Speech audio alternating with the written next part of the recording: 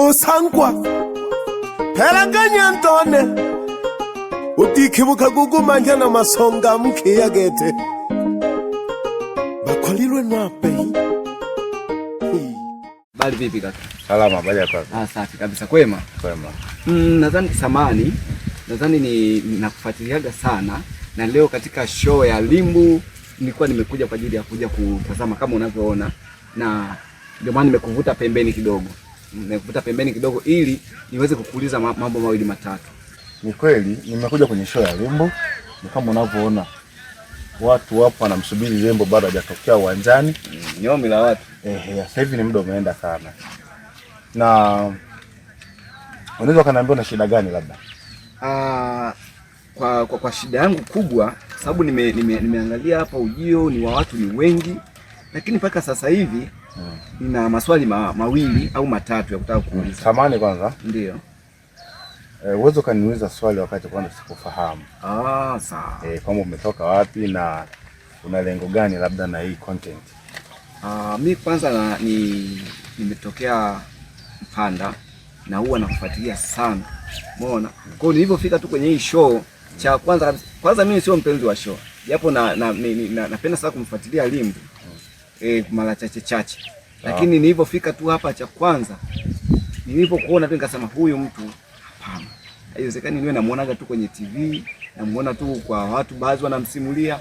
Leo ngoja mimi nifanye mahojiano naye kidogo. Umeona? Ndio maana inabidi kwamba nipate ufafanuzi juu ya hili ninalojiona hapa. Maana mimi sielewi. Tumekuwa na gumzo juu ya show ya Limbu. Imekuwa leo ya pili tarehe 7 itakiwa acheze. Umeona? Hakucheza. Sasa imekuja na show ya leo pia ilitakiwa acheze, hakucheza pia, hajacheza.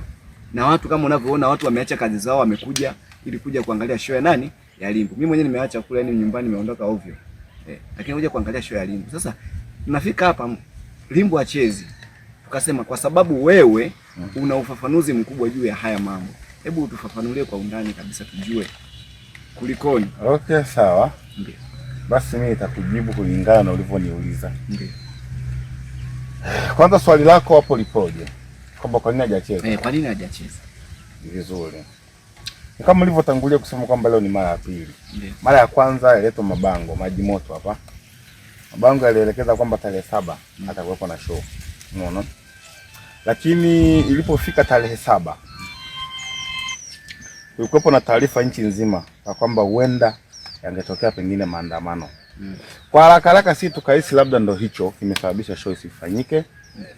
Na kweli mpaka muda wa show, yani siku ya show siku tarehe 7 hatukuona dalili yoyote kwamba mtu anafanya show leo.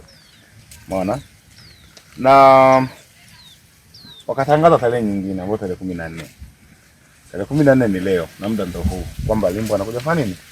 Kufanya show. Na kweli sijajua kitu gani kimetokea, maana ukisema kwamba nizungumze sana kwenye masuala ya kiufundi labda kuhusiana na show ya Limbu, mimi nitakudanganya kwa sababu Limbu kwanza na management yake. Ndivyo? Ndio. Na unapokuwa msanii kuna vitu lazima unavificha kwa faida pengine ya kazi yako. Kwa hiyo sisi kama media mpaka tukapata ile taarifa mshakuwa ni public.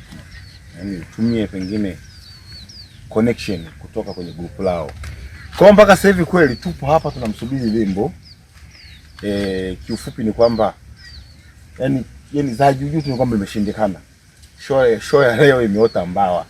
Yaani show ile nduni leo. Maji moto kujafanyika show tena baada ya tarehe 7 kumisi kucheza, na leo tarehe 14 hajatokea tena uwanjani. Japo wamefanya matangazo jana, gari lilikuwepo mpaka asubuhi la Limbu, lakini tunashindwa kwa nini ameshindwa kutokea uwanjani. Watu wamejaa kama jinsi unavyoona vile.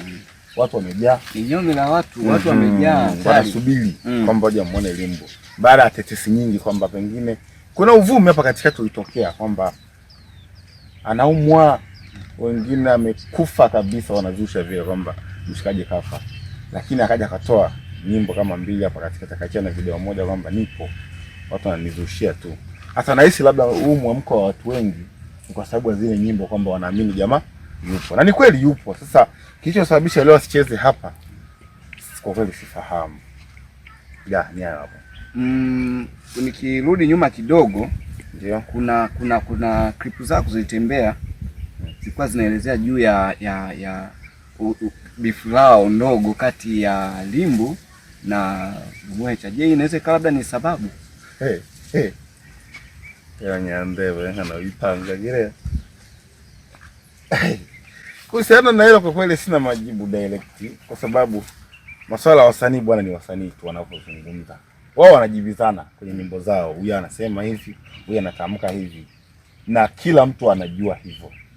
Sasa hata kama nikitoa content nimezungumza kwamba pengine Lumwecha na nani, hiyo ipo, kila mtu anaifahamu, na sitaiweka moja kwa moja kwamba labda Lumwecha ndo kasababisha leo Limbu asitokee kwenye show. Hapana, itakuwa muongo. Mbona japo ukisikiliza za pembeni watu wanazungumza mengi kuhusiana na bifu. Kwamba leo Nyala kwa kweli kuingilia mbali unaona Lumwecha muwanja. Mbona nimefika hapa nimesikia mambo mengi sana. Umeona? Kwamba eti ametaka kuingia akamuona Lumwecha mle. Kwa akibidi aishie michome. Kwa ni uvumi tu za uongo. Mimi sijamuona mtu yote, sijamuona. Leo Limbu hajaonekana kama anatoka guest anakuja uwanjani. Lakini watu tu wanavumisha vile kwa sababu Watanzania tumejaliwa kama mdomo, basi mtu anazungumza anapoweza. Lakini kuhusiana na bifu la Lumwecha na Limbu kwamba leo ndo limechangia kwamba asitokee uwanjani, kwa kweli no comment. Yaani siwezi nikaelezea hilo. Ila tu akili za kuambiwa changanya na zako. Changanya na zako. Labda mimi ningekuwa na swali kidogo. Je, nataka nijue labda comment yako inaweza labda ndio ikawa ndio mwisho wa Limbu. Maana mwingine hapo kaambia kwamba labda Limbu kafa, haimaanishi kwamba labda katoweka kwenye ulimwengu. Pengine mtu anamaanisha labda kafa kimuziki. Sasa wewe kama wewe, je, unaweza ukatoa labda comment yoyote kuhusu hilo? Mienendo ya Limbu anavyoenda kwa sasa hivi unavyoikadiria. Huenda labda nguko lake ndio hili, kwa sababu dalili tunaziona. Na kama utakuwepo na kumbukumbu fresh, Lumwecha kwenye ile speech yake, maongezi yake, alisema kwamba tarehe 20 na ngapi? Tarehe 22. Tarehe 22 mwezi wa 7 kwamba mshikaji hatakuwa na show kabisa. Sasa hakutaja mwaka kwamba ni mwaka gani. Huenda 2020 ngapi au 2050. Huenda labda 2026 ndio yanatimia, ila hakutaja mwaka. Wakati niko pale, kama uliona vizuri, watu waliniandama sana kuniuliza na kunihoji. Umeona? Kwamba vipi, lakini sikutoa kauli hata moja kuhusiana na lile, kwa sababu ni kwa watu wengi. Uwezo kaongea tu. Mpaka umenitafuta kwa heshima, umenivuta, umenileta huku na tumeamua kuzungumza. Kwa kweli nakushukuru sana. Nadhani muda wangu umeniishia. Acha nikaendelee na ratiba zingine. Basi nifanye na maandalizi ya kurudi nyumbani. Basi nina nyongeza. Unaweza labda kuwa na ushauri wowote, kwa sababu labda ushauri kwa sababu yanapotokea, ina maana unajua mtu kupoteza watu ni kidogo. Kutafuta watu ni kazi, ila kuwapoteza ni chepesi sana. Labda unaweza kuwa na ushauri wowote endapo kama clip hii labda akaipata Limbu. Maswali yako muda mwingine naogopa, unaweza kujibu kaingia kwenye mtego.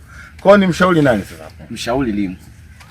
Ni mshauri Limbu. Ni mshauri kufanya nini? Mshauri pengine kwa nyakati, hatuwezi kujua nyakati gani anazipitia kwa sasa hivi. Mpaka anatema show, huwezi kujua anapitia nyakati gani, lakini awe mkweli. Okay, sawa. Iko hivi. Kwenye maisha ya muziki kuna mambo mengi sana yanatokea. Unaelewa? Na wasanii wao ndo wanajua nini kinatokea. Kwa kumshauri mimi Limbu, ningekuwa pengine nipo karibu naye, nipo kwenye ile management yake. Limbu jina ameshalipata. Na sio jina tu, mpaka brand ameshatengeneza. Ana watu.